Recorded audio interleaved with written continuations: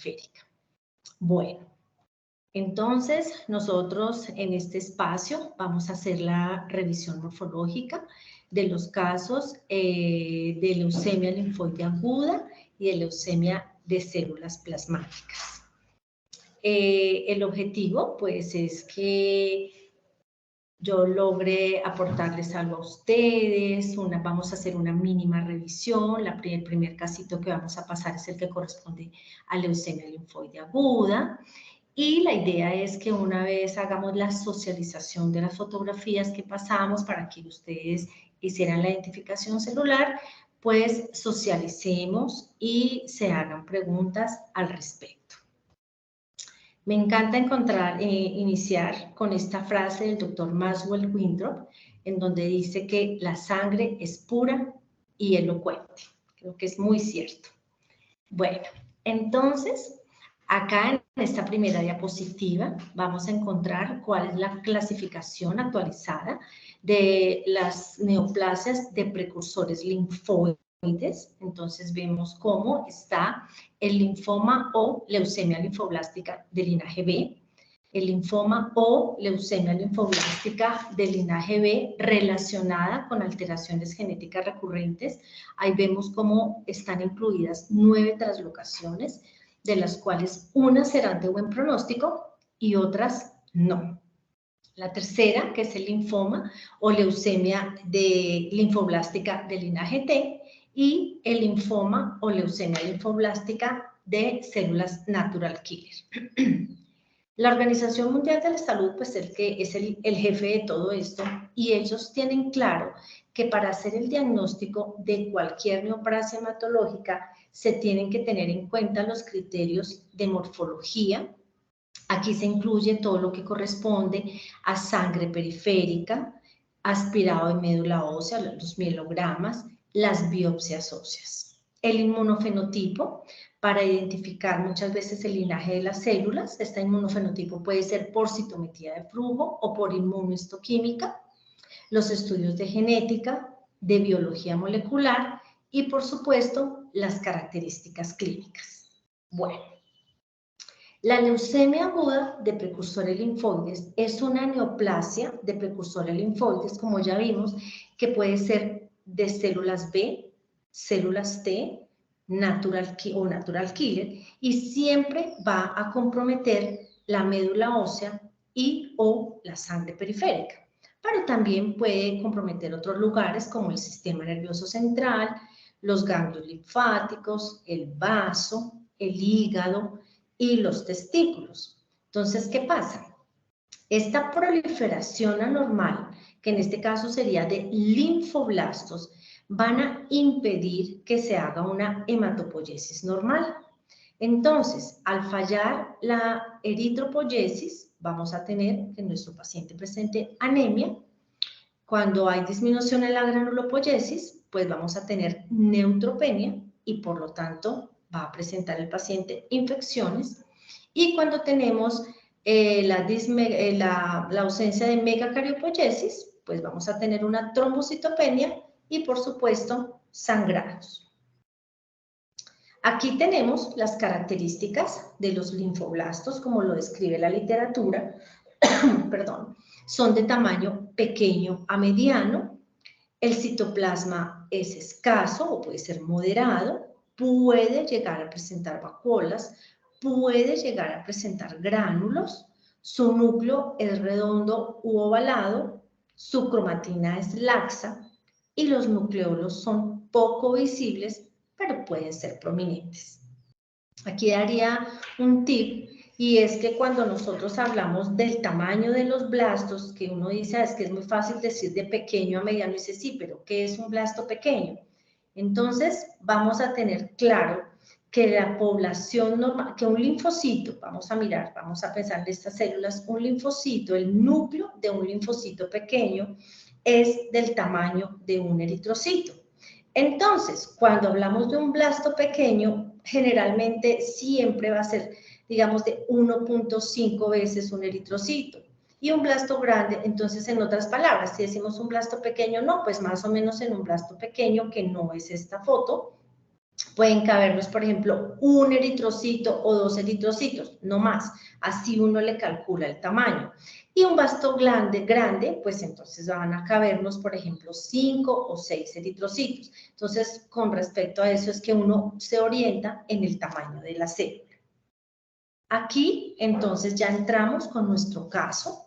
Leamos qué decía ese niño de 6 años que es llevado por su madre a urgencias, quien refiere que desde hace un mes está presentando fiebre intermitente, cansancio, mareo, dolores óseos. Al examen físico se encuentran hepatomegalia y esplenomegalia. Y en el cuadro hemático que hay, hematocrito 24%, hemoglobina 8 gramos por decilitro, recuento leucocitario 78.300 y recuento plaquetario 40.000. Nunca olvidemos que siempre que vamos a hacer la lectura de un frotis de sangre periférica, debemos relacionar con los hallazgos que tenemos en el cuadro hemático y mirar siempre cuántas líneas están comprometidas si por el contrario todas las líneas son normales.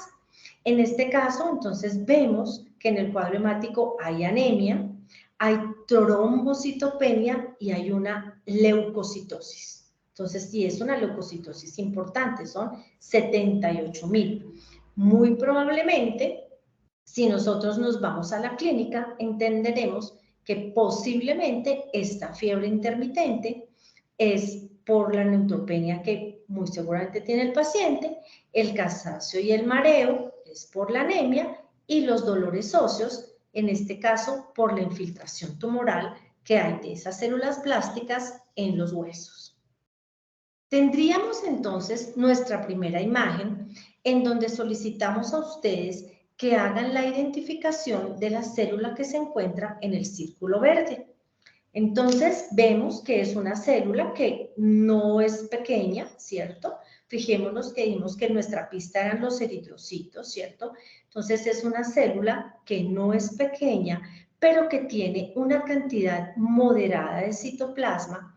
Aquí en la fotografía se alcanzan a ver unas zonas más oscuras, que es la parte como está condensada, o sea que esto nos dice que es una célula madura. Sin embargo, aquí se puede ver una zona más clara que puede ser un nucleolo. Entonces, a veces en los linfocitos no se observan los nucleolos, pero cuando se condensa la cromatina, a veces nos deja un espacio y nos da la apariencia, pues como uno dice, ay, esto es como un nucleolo. Pero ¿qué pasa? Tenemos dos pistas y en el mismo campo hay dos células que si ustedes se dan cuenta son muchísimo más grandes, ¿cierto? Entonces, aquí en esta célula, que no es la que tenemos que identificar, pero es natural que nosotros en el laboratorio no miramos una sola célula, sino miramos todas las células que están en el campo, vemos que es de un tamaño mucho más grande, tiene aquí una gotica de citoplasma, igual que esta célula que es grande, tiene un escaso citoplasma que es basófilo y que las cromatinas son laxas y esto nos permite comparar con esta. En este caso, la respuesta correcta es un linfocito. Bueno, aquí quería ver porque algunas personas contestaron que esto podía ser un mieloblasto. Recordemos que la única característica morfológica que nos permite hablar de mieloblastos con seguridad es cuando encontramos un blasto y que tiene la presencia de bastones de Auer.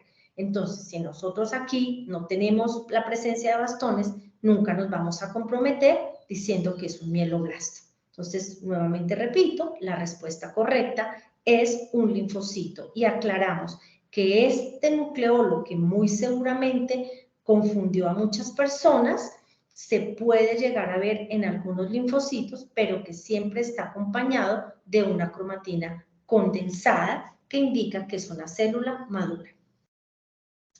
En la imagen número 2, entonces debemos identificar estas dos células y prácticamente es lo que acabamos de describir cuando dijimos cómo era un blasto, que decíamos que era una célula que podía ser pequeña o grande, ¿cierto? Que tienen escaso citoplasma, que algunos no tienen nucleolos evidentes. Entonces, estas dos, la respuesta correcta era un blasto.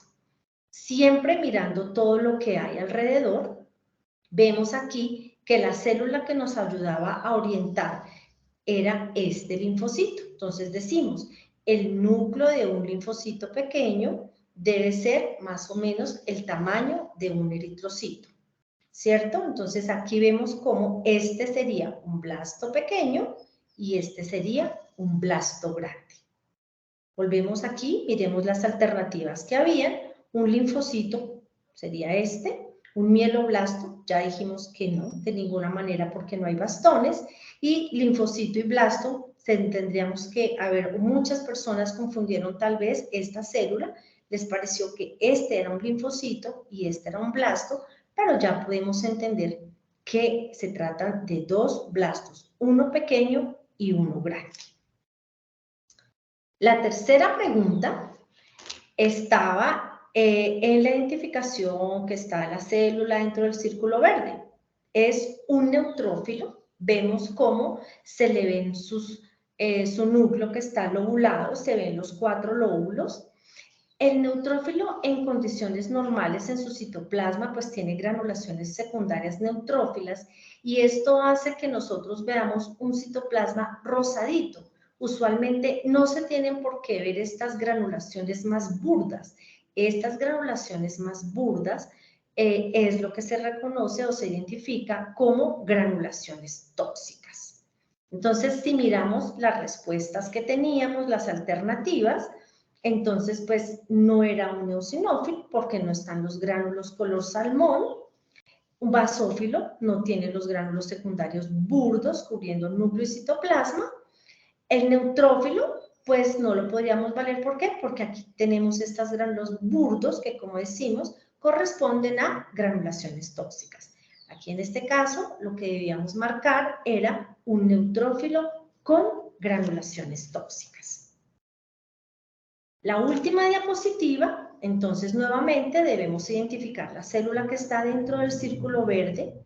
Encontramos una célula que es de tamaño grande, que tiene un citoplasma basófilo, que tiene un núcleo excéntrico, vemos cómo está hacia uno de los lados, y tiene una cromatina grumosa. Entonces, esto que esté grumoso nos indica que no es un blasto. Tenemos que colocarle nombre, entonces sería un eritroblasto. Esto es un eritroblasto policromático.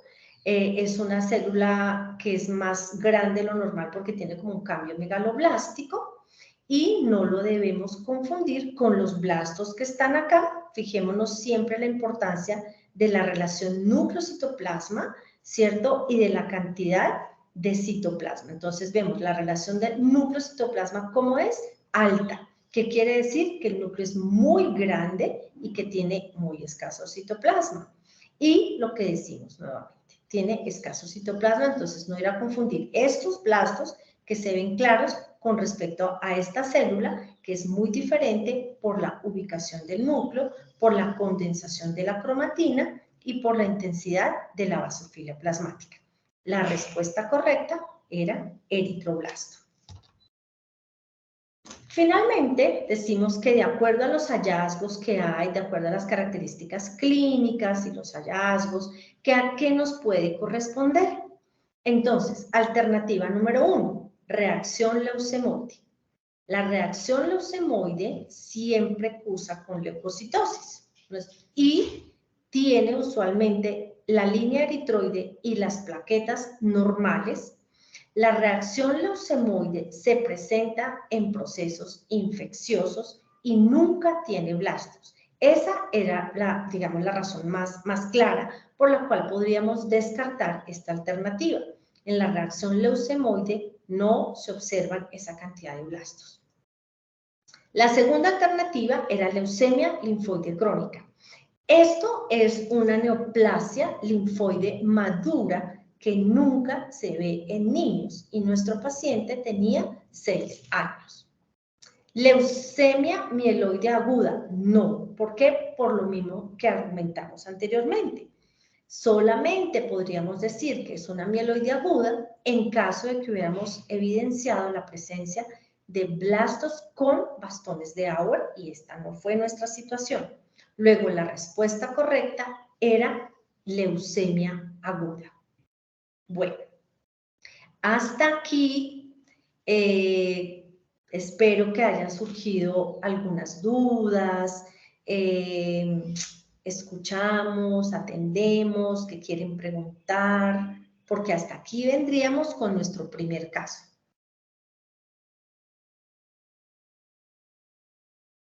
Bueno, doctora, muchísimas gracias. Ya en este momento ya voy a habilitar el micrófono de acuerdo a lo que la doctora nos está comentando, es con respecto a nuestro grupo de casos que nosotros enviamos en los diferentes eventos de nuestros programas de Sigma en frotes de sangre periférico. Entonces, lo ideal es que si los participantes tienen alguna duda, inquietud, pueden realizarla mediante nuestro chat. También aprovechando, recordemos que en este chat pues estoy compartiendo continuamente un link de asistencia. Este pues es un requisito para que ustedes puedan recibir su certificado de participación de la charla. Entonces, permítanme, no sé si de pronto alguna persona pues desee participar en nuestra primer parte de preguntas. No sé si de pronto alguna persona, si desea alzar la mano en el chat, no he evidenciado ninguna pregunta. Alguien de pronto que esté interesado, tal vez. Bueno. Bueno, por el momento no. No sé si de pronto pues la persona quien desee participar alza la manito y yo con mucho gusto activo el micrófono para que puedan realizar las preguntas. Bueno, acá hay una primera pregunta, doctora. Me dice, ¿siempre deben existir bastones de Auer en leucemia mieloide aguda? Esta es una de las primeras preguntas. Doc, ¿te escuchamos? Hola. No siempre se evidencian los bastones de Auer en las leucemias mieloides agudas. Y muchas veces, aunque estén presentes, no son fáciles de visualizarlos y tampoco están presentes en todos los blastos. Entonces, cuando uno se encuentra un frotis de sangre periférica que cree que tiene blastos y que cree que es un bastón, debe recorrer muy bien la lámina, verlo con claridad en el citoplasma. Recordemos que estos se ubican en el citoplasma y que se tienen que ver muy claros, ¿verdad? Entonces, la respuesta es no. No siempre en las leucemias mieloides agudas se logran identificar los bastones de Auer, pero siempre que veamos blastos hay que buscar bastones de Auer. ¿Alguna otra pregunta? Listo, sí, señora, por acá estoy viendo más preguntas. Una de pronto pues ya es directamente con nosotros, me están preguntando si van a mandar. En este caso estamos grabando la charla. Recuerden que para ver nuestros webinars pueden consultar nuestra página web, Sigma, donde pues va a estar nuestra opción de webinars y ahí van a estar publicando continuamente las charlas que se han realizado. En este caso, pues las charlas también del año 2023.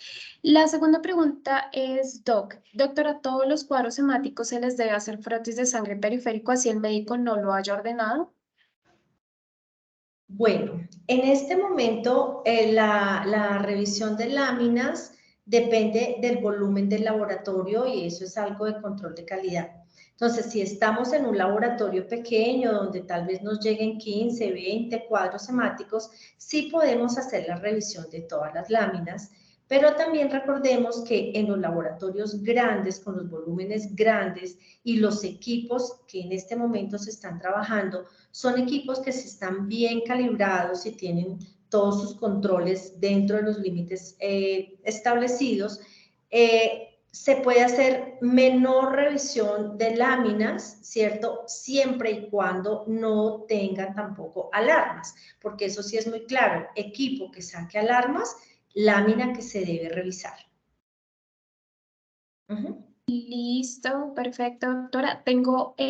Acá estoy viendo que la doctora Gloria Moncada levantó la mano. Doc, te acabé de habilitar el micrófono. Vamos de a turno, ya estoy habilitando los micrófonos, entonces para que las personas puedan hacer sus preguntas y la doctora con mucho gusto las estará escuchando y las responderá. Entonces, doctora Gloria Moncada, tu micrófono está activo, puedes realizar la pregunta si te parece o la puedes realizar por el chat también. Ah, la realizaste por el chat. Me está preguntando la doctora Gloria Moncada, ¿es correcto informar en un caso como este blastos o debe ser linfoblastos? Doctora Gloria, no, siempre reportamos blastos, no le ponemos el nombre.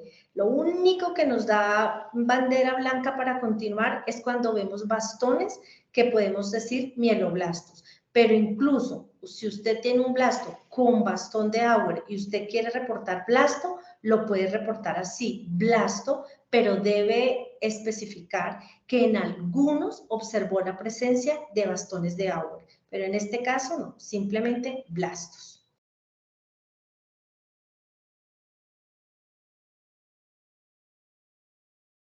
Muchísimas gracias, Doc. Ok, entonces, bueno, acá también veo más solicitudes, varias personas están levantando la mano. Antes de continuar, estoy activando los micrófonos. Sin embargo, acá tengo otro caso. Me dicen, en este caso decimos que es una leucemia linfoide, pero para esto no se necesitaría confirmación por citometría. También sé que esta es una de las leucemias más presentes en niños. Está preguntando acá el doctor Julián David.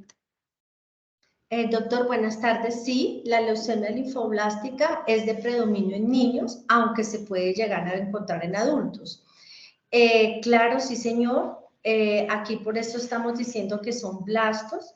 Y, por ejemplo, en la última pregunta donde decíamos que qué diagnóstico podíamos tener, decimos que es una leucemia aguda, que era la respuesta correcta, porque tal y como vimos en las diapositivas, para poder hacer el diagnóstico de que es una leucemia aguda de precursores linfoides, ya sea de linaje B, de linaje T o de células natural killer, es indispensable tener todos los estudios que incluyen la sangre periférica, el mielograma, la biopsia, los estudios de inmunofenotipo o sea, inmunofenotipo ya sea por citometría de flujo o por inmunohistoquímica, los estudios de genética y los estudios de biología molecular que en algunos momentos ayudarán para el diagnóstico y otros van a ayudar, los últimos, la parte de biología molecular, para el pronóstico de la enfermedad. Entonces, sí, señor, para dar el diagnóstico exacto de la enfermedad es indispensable tener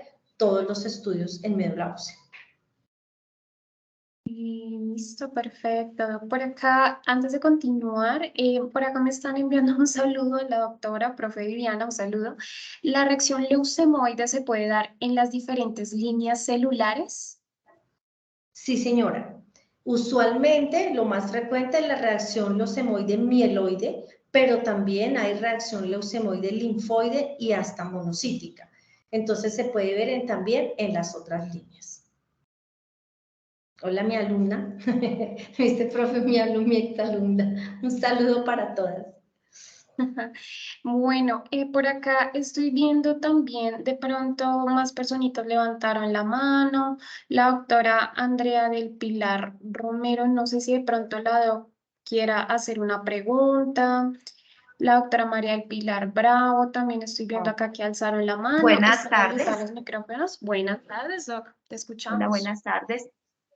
Sí, tengo una dificultad de pronto con la interpretación de la imagen número 1, donde la doctora nos explicaba que no debemos de interpretar esto que vemos como un nucleolo, pues que aparentemente sí era un nucleolo, para nosotros era claro que era un blasto. Quisiera nuevamente escuchar por qué se forma entonces ese espacio y cómo, o algún otro tip para diferenciar un espacio de un nucleolo, porque es que es redondo, es pequeño, no sé, como algo que nos aclare más, algún tip. Bueno, doctora, recordemos que la población linfoide en algún momento se puede activar. O sea, recordemos que nuestra población circulando en sangre periférica en condiciones normales, nosotros tenemos un 10% de células B y un 80% de células T circulando en sangre periférica. Ahora, hay situaciones en donde la población linfoide normal está activada, ¿cierto? Ya sea porque hay un proceso infeccioso o hay un proceso inflamatorio, y entonces esto hace que dentro del ganglio linfático haya una activación de la población linfoide y esas células que salen a circulación muchas veces pueden tener nucleolos y pueden corresponder a estadios diferentes del linfocito. Por ejemplo, pueden ser centroblastos o pueden ser inmunoblastos que en condiciones normales no están circulando en sangre, pero que no son células malignas. Eso deben en condiciones normales estar dentro del ganglio linfático. Ahora, doctora, usted tiene razón, usted dice, pero es que eso tiene un nucleolo. Sí, yo no le voy a decir, no, no tiene. Pero entonces, aparte del nucleolo, debemos tener en cuenta las otras características de la cromatina de la célula que está. Entonces, si usted se da cuenta, aparte de que este espacio, que sí, yo no le voy a decir, ay, no es un nucleolo, sí, se condensó y nos dejó este espacio, que es como si fuera un nucleolo, que como le digo, en el ganglio pueden escapar células como centroblastos o centrocitos, que son estadios del linfocito, que siempre están en ganglio, pero que pueden escapar a la periferia. Entonces uno dice, listo, acá está este espacio, pero lo más importante es que usted vea cómo en el citoplasma se ven estos grumos de cromatina, que sí se ven mucho más oscuros, y esto me está diciendo que es una célula que es madura y que no corresponde a un blasto. La otra situación que es muy, muy importante es que tiene la posibilidad de hacer la comparación de la célula que estamos identificando acá con las otras que están acompañadas en la fotografía. Y entonces la pregunta es, ¿esta célula es más pequeña que esta? ¿Su citoplasma es más pequeño que esto? ¿Su citoplasma está más condensado que esto? Y tiene una cantidad de citoplasma un poco mayor al que se puede encontrar acá o la que se puede encontrar acá.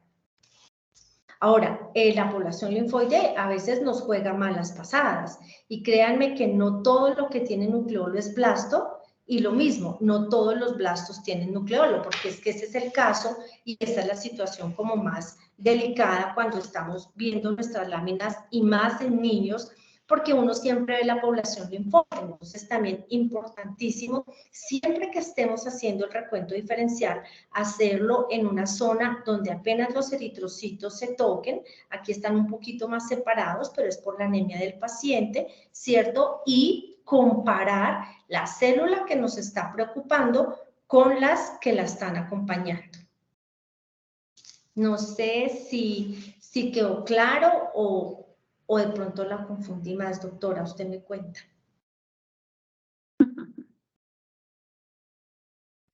No, pues sí nos queda claro, de pronto por el tema, por el lado del citoplasma, sí podría pensar uno que no es un blasto, pero pues seguimos insistiendo que es más común encontrar nucleolos en blastos que nucleolos en linfocitos, ¿cierto? O sea, digamos que uno lo hubiera interpretado como un nucleolo, pero sí, sí nos queda claro, muchas gracias. Bueno, Doc.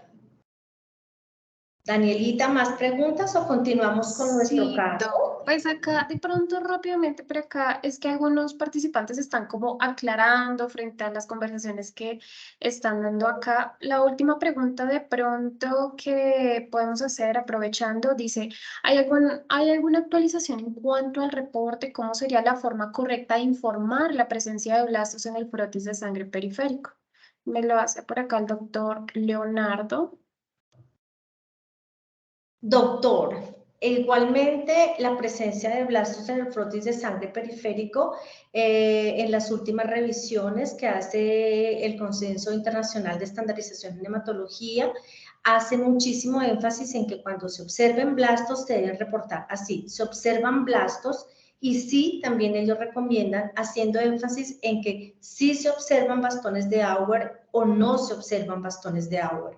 En ningún momento ponemos nada más y en la periferia, en las descripciones, en la parte de leucocitos, simplemente leucocitos aumentados o disminuidos con presencia de blastos sin bastones de Auer o con presencia de blastos, algunos con bastones de Auer. En ningún momento nos casamos con el linaje, ni linfoblastos, ni monoblastos y mieloblastos, como ya he repetido, pues lo podemos hacer siempre y cuando tenga bastones de Auer. Listo, doctora, perfecto. Entonces, hasta acá, pues de pronto vamos a dejar las preguntas para el final. Vamos a continuar con la sesión, Doc. Entonces, continuamos, por favor. Muchísimas gracias. Bueno,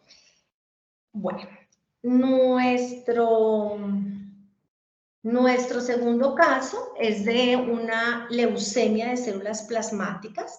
Quise traer esta diapositiva porque es la última clasificación que hay sobre la neoplasia de células plasmáticas para que sepamos de dónde viene ella.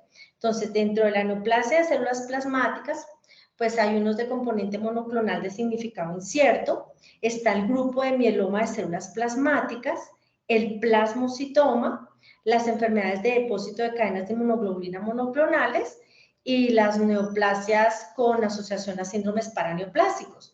Vemos aquí cómo la leucemia de células plasmáticas es una variante clínica del mieloma múltiple. Entonces, esto miren, es una variante del mieloma. Al igual que las otras patologías, o sea, todo es obligatorio de acuerdo a la Organización Mundial de la Salud. Para llegar al diagnóstico tendrá que tener la suma de los criterios de las características clínicas, morfológicos, de inmunofenotipo, de genética y biología molecular. Decimos que la leucemia de células plasmáticas es una enfermedad clonal de células plasmáticas que es rara, que es agresiva y que es de muy mal pronóstico. Esta leucemia de células plasmáticas puede ser primaria o secundaria. ¿Qué significa esto? Es secundaria cuando hay una evolución a partir de un diagnóstico previo de mieloma múltiple. Entonces, es el paciente que viene evolucionando y tiene mieloma, y de repente nos hace la leucemia. O la primaria, que es la que se presenta de nuevo y no hay diagnóstico de mieloma múltiple. Entonces, ¿cuáles serán las características clínicas que se puede presentar en esta leucemia de células plasmáticas? Y esto va de la mano que en la mayoría de los casos, las leucemias de células plasmáticas en la mayoría de los casos pueden ser secundaria, es decir, que vienen de un mieloma, y una característica del mieloma que es muy importante es la presencia del componente CRAB. ¿Qué significa ese CRAB? La C de hipercalcemia, la R de falla renal, la A de anemia y la B de lesiones de hueso o fracturas patológicas que se pueden encontrar. Lo otro muy importante es la plasmocitosis en sangre periférica. La Organización Mundial de la Salud tenía hace unos años la exigencia que para que correspondiera a una leucemia de células plasmáticas debía existir por lo menos el 20% de plasmocitos en circulación. En este momento rige la presencia del 5% de plasmocitos en sangre periférica, porque se dieron cuenta que era igual de agresivo el tener 20 al tener 5, pues por su evolución. Ahora, valga la aclaración, estos plasmocitos deberán ser monoclonales, evidenciar y demostrar que eso es una población monoclonal. Y la última parte de la leucemia de células plasmáticas son las citopenias variables. Entonces, aquí no podemos decir que hay una anemia siempre, o que hay una trombocitopenia siempre, o que hay una pancitopenia siempre. No, esto es variable. Podemos tener una anemia, pero con plaquetas y recuentos leucocitarios normales. Aquí las características morfológicas de un plasmocito. decimos que puede ser un tamaño mediano a grande. Aquí es muy importante la presencia, de mediano a grande. El citoplasma, que es abundante, y eso es lo que les iba a comentar.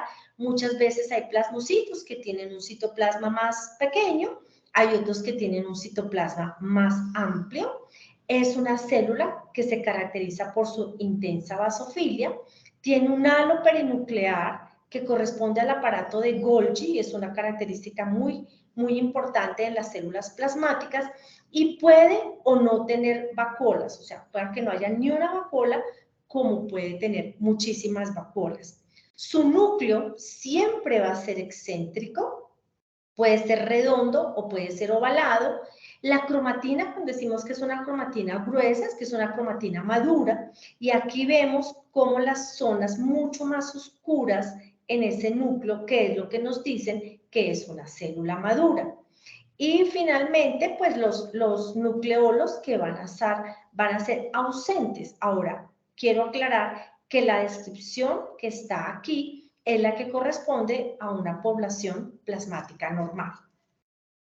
Entonces, nuestro caso, hombre de 67 años que ingresa a urgencias por cuadro clínico de 6 meses de evolución, caracterizado por un fuerte dolor en la región lumbar, astenia y pérdida de peso. Los estudios realizados documentan fracturas vertebrales, elevación de la creatinina e hipercalcemia. En el cuadro hemático tenemos un hematocrito de 23, una hemoglobina de 7, el recuento leucocitario que es de 9.000 y el recuento plaquetario de 30.000. Entonces, fijémonos cómo están dos líneas evidentemente comprometidas en cuanto al conteo. Tenemos tanto anemia como trombocitopenia. Aquí tenemos nuestra primera imagen en donde tiene que ver con la pregunta con respecto a la distribución de los eritrocitos.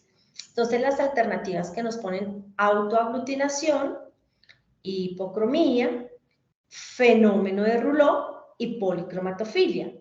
Aclaro que tanto la hipocromía como la policromatofilia no tienen nada que ver con la distribución. Luego, las respuestas están entre autoaglutinación y fenómeno de Rouleau. El fenómeno de Rouleau es la respuesta correcta. Fijémonos cómo podemos apreciar estos eritrocitos como pilas de monedas. Acá está. ¿Cuál es la recomendación más importante para poder valorar el fenómeno de Rouleau? Siempre en un extendido delgado, o sea, en el cuerpo, pero hacia la parte delgada, donde los eritrocitos apenas se tocan.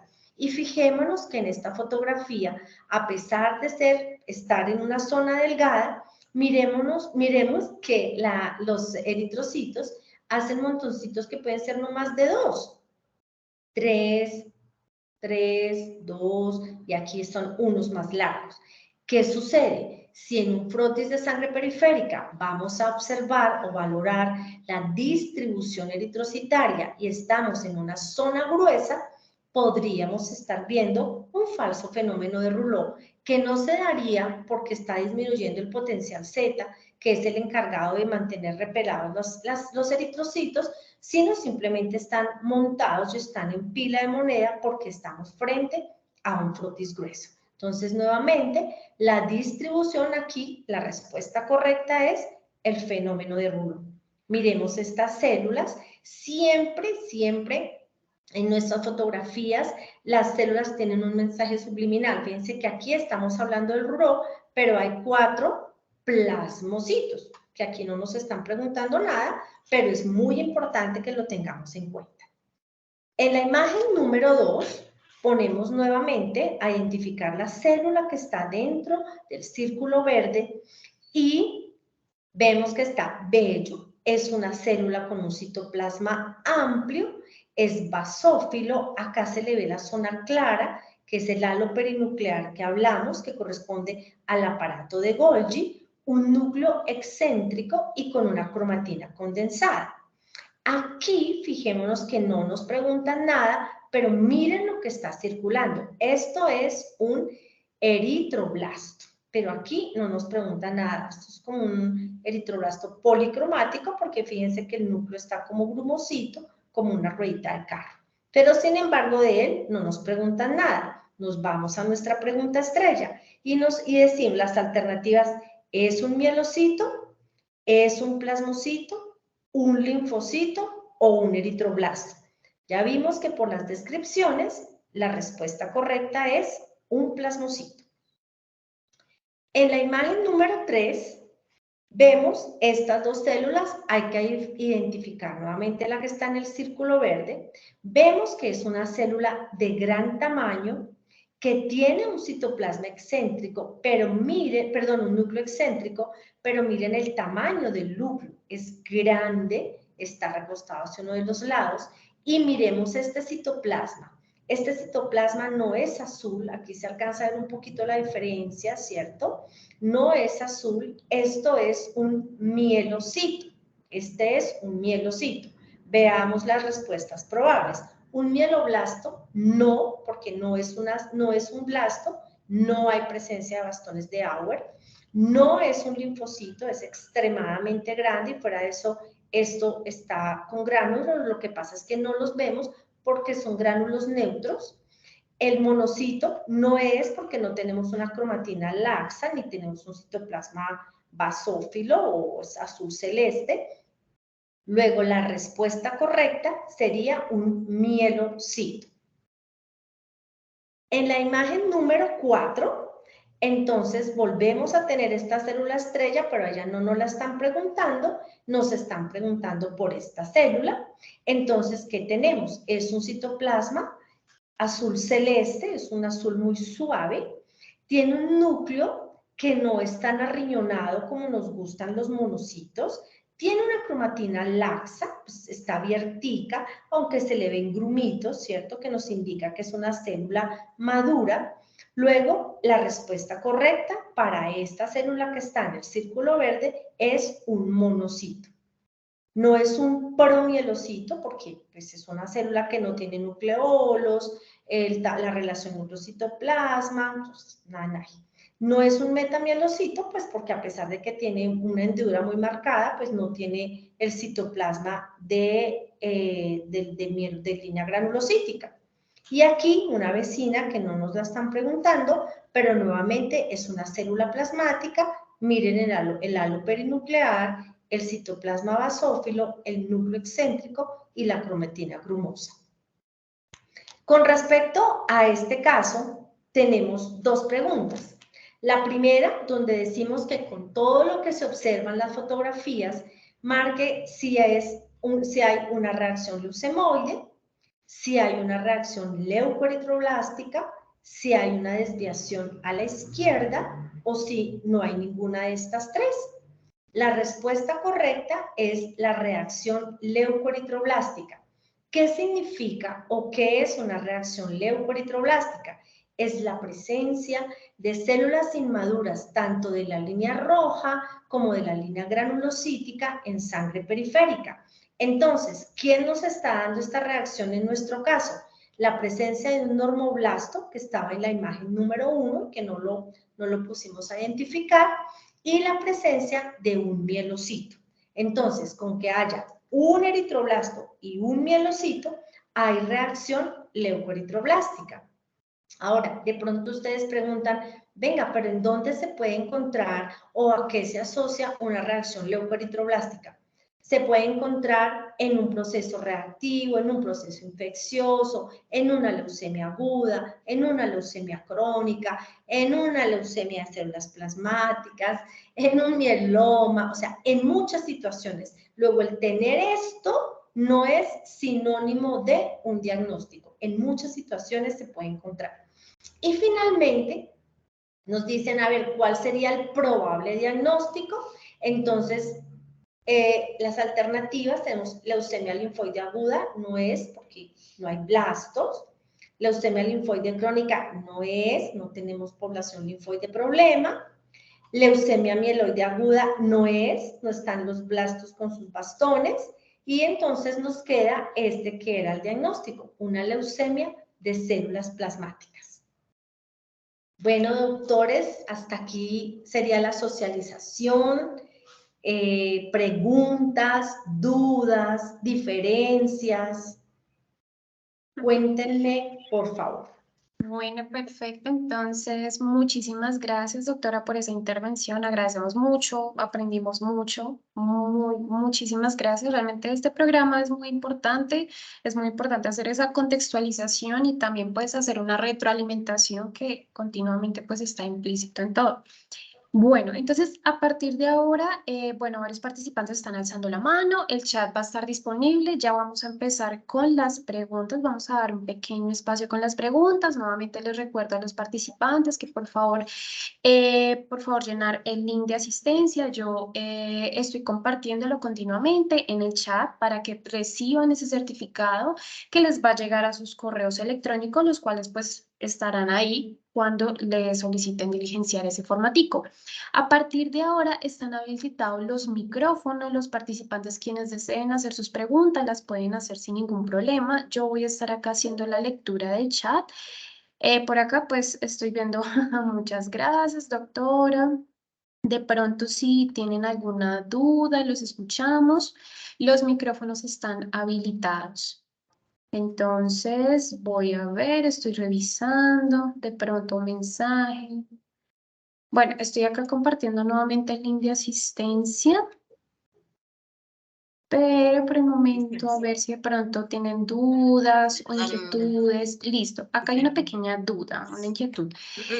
Una doctora me está preguntando, al informar blastos, ¿lo realizo en porcentaje dentro del recuento diferencial?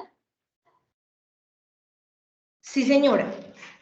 Recordemos que cuando nosotros hacemos un recuento diferencial, esto lo que está haciendo es la parte de los leucocitos y el diferencial del neutrófilo, o sea, los precursores del neutrófilo serían el neutrófilo, la banda, el metamielocito, el mielocito, el promielocito y el blasto.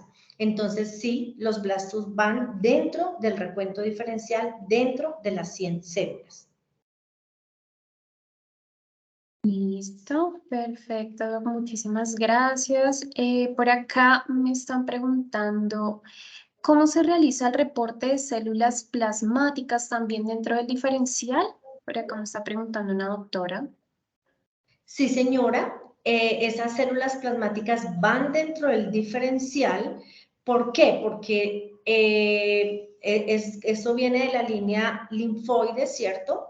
Y sí es importante, van dentro del recuento y ya vimos que en este momento es criterio más del 5%, entonces si ustedes ven células plasmáticas o plasmocitos, sin temor pueden reportarlos, se observa tanto por ciento de plasmocitos.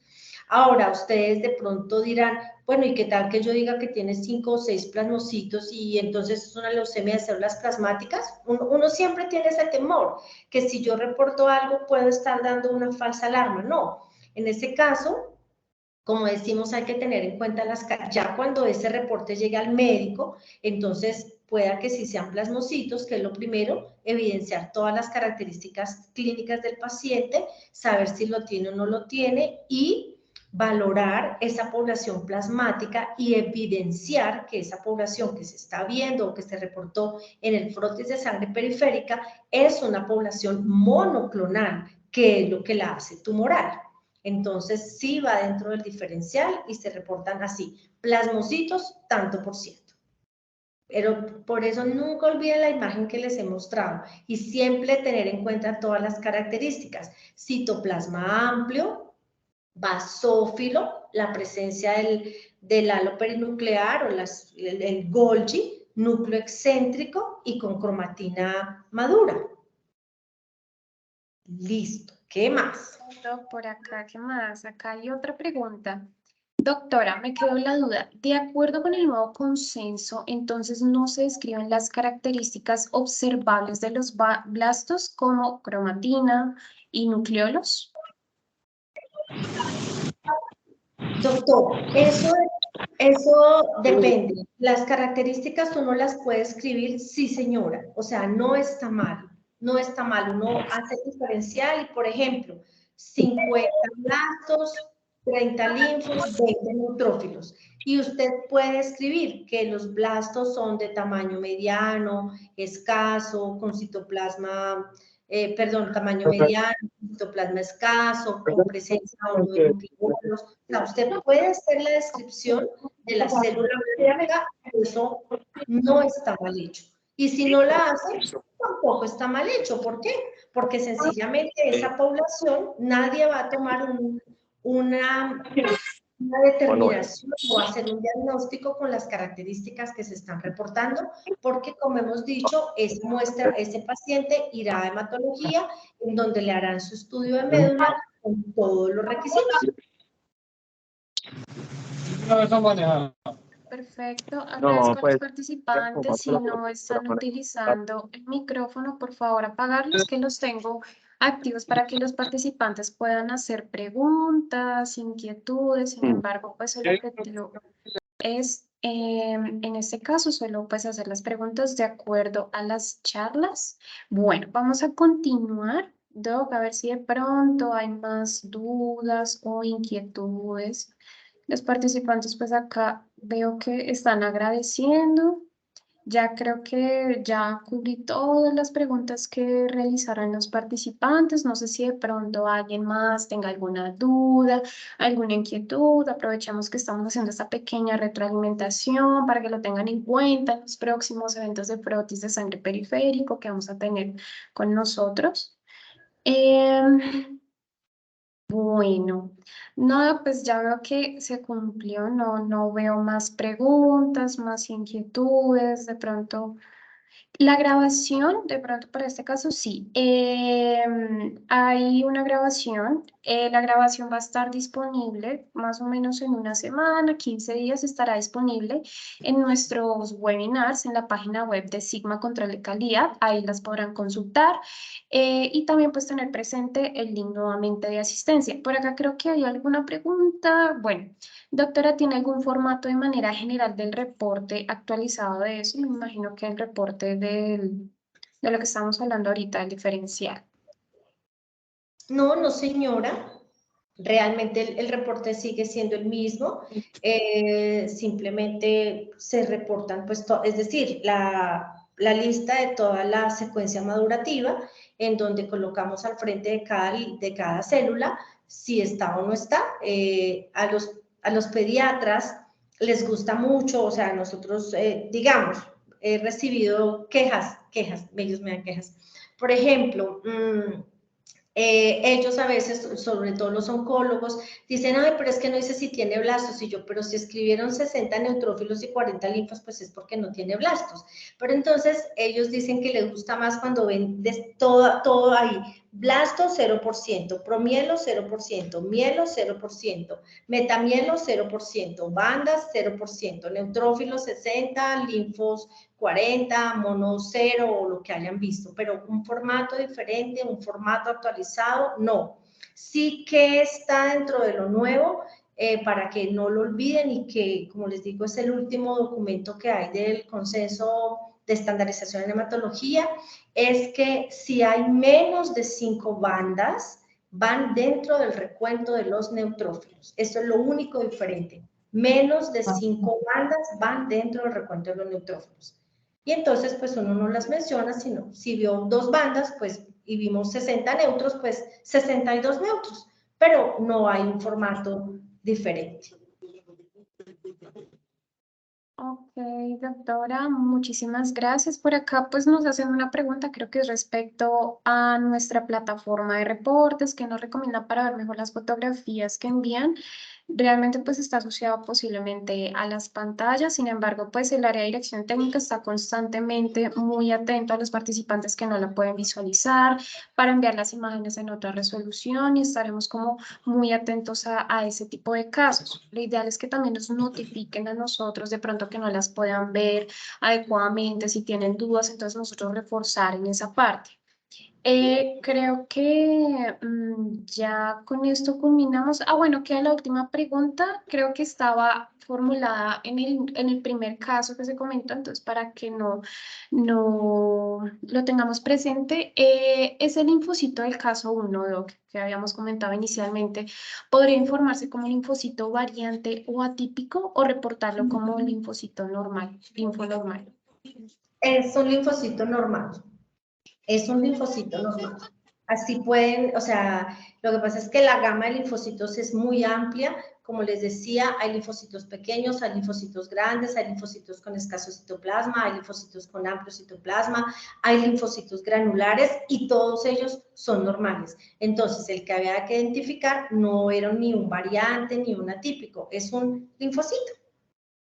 Ahora, si yo llego a ver algo fuera de, pues sí tocaría escribirlo atípico o anormal, dependiendo de las características. Por ejemplo, cuando vemos un linfocito peludo o un tricoleucocito, pues eso sí va aparte y se reporta aparte. Pero en este caso específicamente es un linfocito normal.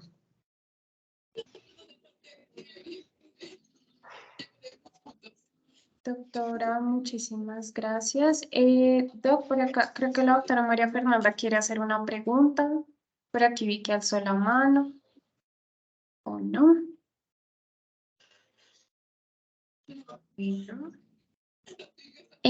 Tengo acá, bueno, un grupo de preguntas. Acá se me están preguntando si tenemos un equipo que hace recuento de células inmaduras en el diferencial, ¿es necesario realizar la confirmación con el frotis de sangre periférico?